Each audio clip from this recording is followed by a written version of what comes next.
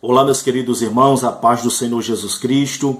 Estou passando por aqui para deixar uma reflexão da palavra de Deus para os vossos corações, que encontra-se no livro de Jó, no capítulo 1, versículo 1, a parte A, que diz assim: Havia um homem na terra de Uz, cujo nome era Jó. Eu quero trazer essa reflexão baseado na vida de Jó.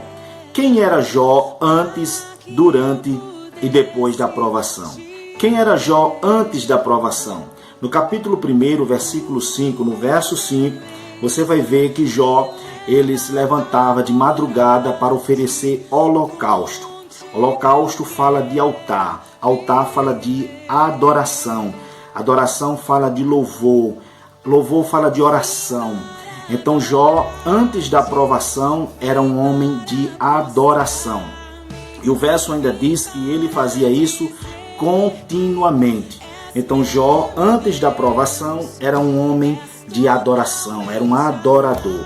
Quem era Jó durante a provação? Ainda no capítulo 1, versículo 20, diz assim: Então Jó se levantou, rasgou o seu manto, rapou a sua cabeça, se lançou em terra e adorou. Assim como Jó era antes da provação um adorador, na provação, Jó também era um adorador. Ele demonstrou durante a provação ser um adorador. Quem era Jó antes, durante e depois da provação?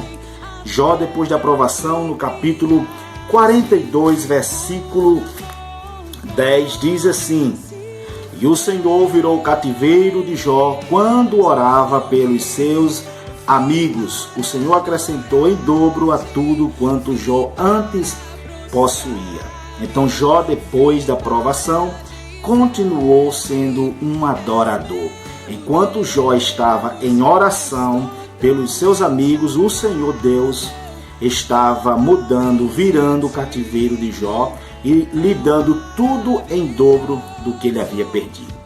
Portanto, meus queridos irmãos, que esta palavra sirva de lição para nós, que nós sejamos verdadeiros adoradores. Não devemos adorar a Deus apenas pelo que Ele tem para nos dar, mas pelo que Ele é. Jó nos ensina isso, adorar antes, durante e depois de uma provação.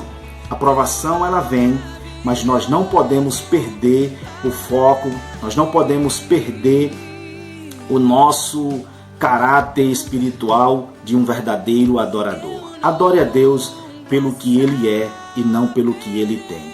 Que Deus te abençoe no nome de Jesus. Amém.